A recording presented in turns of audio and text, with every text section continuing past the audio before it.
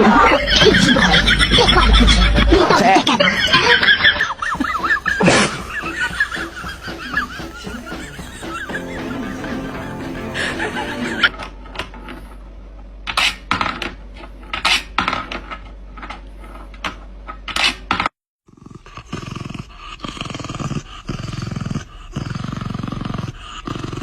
？You said favorite. I said favorite. Ah, cool. Cool. Don't worry, this is recorded. The teeth are still messing him up, man.